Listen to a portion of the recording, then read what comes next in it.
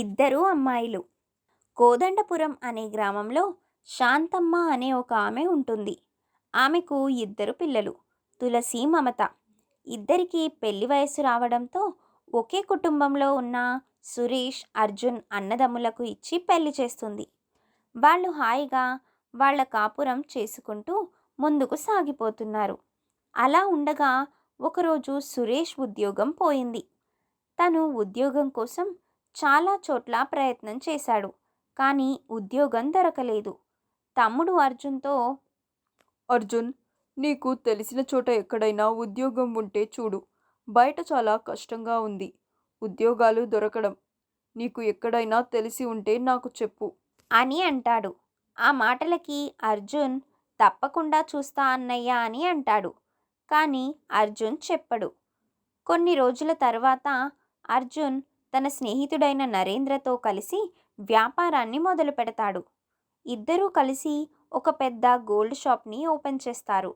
ఆ విషయం తెలుసుకున్న తులసి, ఏవండి, అర్జున్ గోల్డ్ షాప్ని ఓపెన్ చేశాడు కదా, అక్కడ వాళ్ళకి మనుషులు అవసరం కదా, సేల్స్ బాయ్గా, అలాగే మేనేజర్ కూడా కావాలి. ఏమన్నా ఉంటే చెప్పమని అడగండి. మనిద్దరం అక్కడే పని చేసుకుందాం.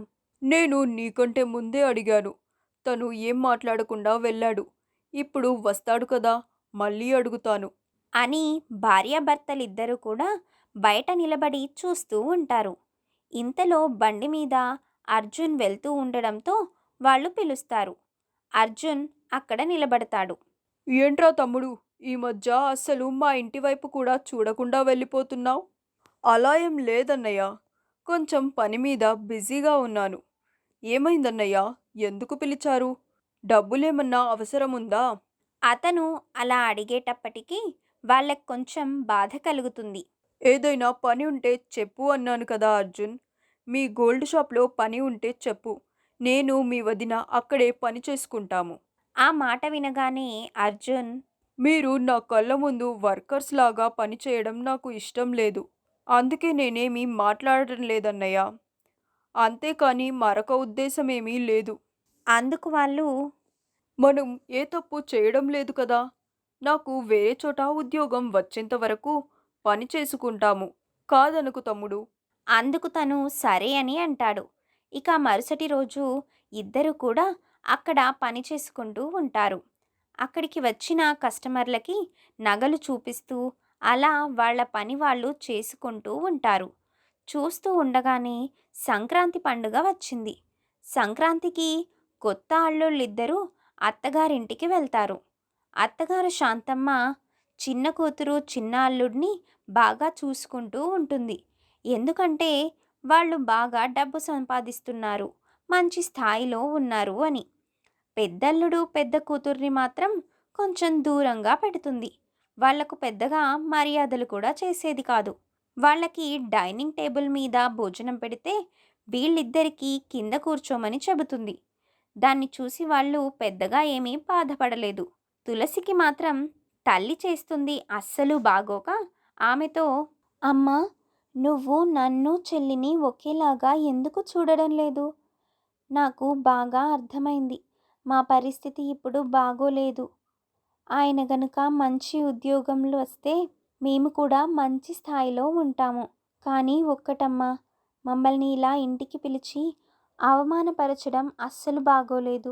ఆ మాటలకు శాంతమ్మ, నువ్వలా అనుకుంటే నేనేమీ చెయ్యలేనమ్మా. పెద్ద కూతురివి కదా, అర్థం చేసుకుంటావనుకున్నాను. అపార్థం చేసుకుంటే నేనేం చెయ్యలేను. తులసి ఒక్క మాట కూడా మాట్లాడకుండా కొంచెం కోపంగా సురేష్తో కలిసి మళ్ళీ ఊరికి వెళ్ళిపోతుంది. తల్లి ఎక్కడికి వెళ్తున్నారని అడగను కూడా అడగదు. ఖచ్చితంగా నెల రోజులు గడిచిన తర్వాత జీతం ఇచ్చే సమయంలో నరేంద్ర, మీరిద్దరూ సరిగ్గా పనిచేసింది లేదు. ఎక్కువగా సెలవులు ఎందుకు పెడుతున్నారు మీరు? అంటూ సురేష్ వాళ్ళని తిడతాడు. సురేష్ ఏదో చెప్పబోతుండగా, ఇలా అయితే మేము వేరే వాళ్ళని పెట్టుకుంటాము. దయచేసి మీరు ఇక రాకండి అని చెడామడా తిడతాడు నరేంద్ర. అప్పుడు అర్జున్ వచ్చి, నరేంద్ర, వాళ్ళు మా అన్నయ్య వదిన. మనం 3 రోజులు సెలవు పెట్టడానికి కారణం మేము అత్తగారి ఇంటికి వెళ్ళాము అని చెప్తాడు. అప్పుడు నరేంద్ర అయ్యో! ఆ విషయం నాకు తెలియదు. మీ అన్నయ్య, వదిన అని నాకు ముందే చెప్పాలి కదా! ఏమీ అనుకోవద్దండి. అని అంటాడు. సురేష్ వాళ్ళు అవమానంతోనే రోజులు గడుస్తూ ఉంటాయి. మరికొన్ని రోజులు వాళ్ళు అర్జున్ దగ్గరే పనిచేస్తారు. 2 నెలల తర్వాత సురేష్కి సాఫ్ట్వేర్ ఉద్యోగం వస్తుంది. అది తెలుసుకొని భార్య తులసి చాలా సంతోషపడుతుంది. ఈ రోజుతో మన కష్టాలన్నీ తీరిపోయాయి అంటూ సంతోషపడుతుంది. ఇక రోజులు గడుస్తున్నాయి. సురేష్కి మంచి ఉద్యోగంతో పాటు జీతం కూడా పెరగడంతో ఎంతగానో సంతోషపడతాడు. ఒకరోజు భార్యాభర్తలిద్దరూ కూర్చొని, ఏవండి, మనం కూడా అర్జున్ వాళ్ళలాగా వ్యాపారం చేద్దాం అని అంటుంది.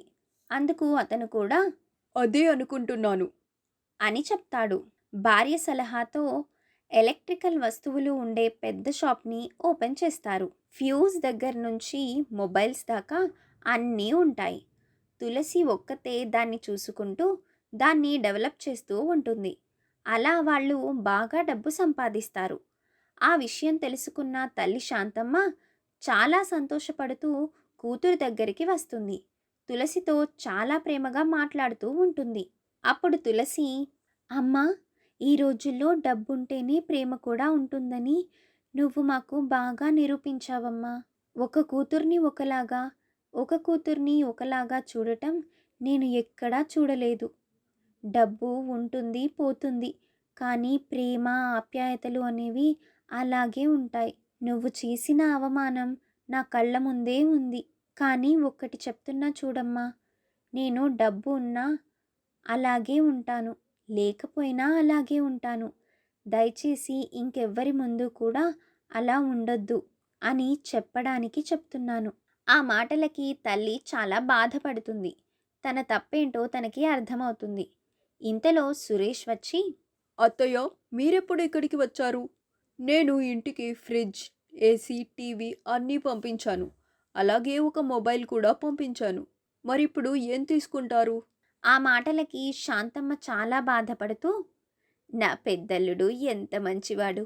నా కూతుర్ని, అల్లుడిని చాలా తప్పుగా భావించాను. ఇప్పుడు బాధపడుతున్నాను అంటూ మనసులో బాధపడుతుంది. ఇవన్నీ ఎందుకు బాబు? మేము ఎప్పుడైనా వచ్చినప్పుడు ఇబ్బందిగా ఉంటుంది. పైగా మీరు ఒక్కరే ఉంటున్నారు కదా! ఇవన్నీ ఉంటే మీకు ఇబ్బంది ఉండదు. మరికొన్ని వస్తువులు రేపు పంపిస్తాను. అని అంటాడు. అప్పుడు ఆమె, సరే బాబు, నేను ఇంటికి బయలుదేరుతాను. అవన్నీ అతను ఎక్కడ ఉంచుతాడో ఏమో. అమ్మా, నువ్వేం కంగారు పడకు. ఏవండి, డ్రైవర్కి ఫోన్ చేసి వెనక్కి రమ్మని చెప్పండి. ఒక వారం రోజుల తర్వాత అమ్మ ఇక్కడి నుంచి వెళ్తుంది కదా, అప్పుడు అమ్మతో పాటుగా మిగిలిన వాటిని కూడా పంపిద్దాం అని అంటుంది. ఆ మాటలకామె, వారం రోజులు ఎక్కడ ఉండాలమ్మా? ఈ వారం రోజులు అయితే నువ్వు మా ఇంట్లోనే ఉండాలమ్మా. నువ్వు చిన్న కూతురు దగ్గరికి వెళ్ళాలి అనుకుంటే వారం రోజుల తర్వాత వెళ్ళు అని అంటుంది. ఇక అందరూ కలిసి ఇల్లు చేరుకుంటారు. ఆ వారం రోజులు తల్లిని ఎంతో బాగా చూసుకుంటుంది తులసి. వారం రోజులు గడిచాయి.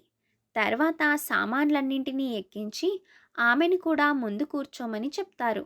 శాంతమ్మ వెళ్తూ వెళ్తూ, తులసి, మీరిద్దరూ కూడా నాకు 2 కళ్ళలాంటి వాళ్ళు అని ఊహించలేకపోయాను. నువ్వు మనసులో ఏమీ పెట్టుకోకుండా నన్ను ఎంతో బాగా చూసుకున్నావు. చాలా సంతోషం తల్లి అంటూ ఏడుస్తుంది. అమ్మా, జరిగిపోయిన దాని గురించి నేను ఎప్పుడో మర్చిపోయాను. నువ్వు కూడా మర్చిపో అని అంటుంది. తల్లి సంతోషంగా అక్కడి నుంచి వెళ్తుంది. ఇక అప్పటినుంచి శాంతమ్మ ఇద్దరు కూతుర్లని సమానంగా చూసుకుంటుంది. ఒకరు ఎక్కువ, ఒకరు తక్కువ అనే భావం ఎప్పుడూ సరైంది కాదు. డబ్బుని చూసి ప్రేమలు కలగకూడదు. అది మనసులో నుండి పుట్టాలి అనేది ఈ కథ సారాంశం.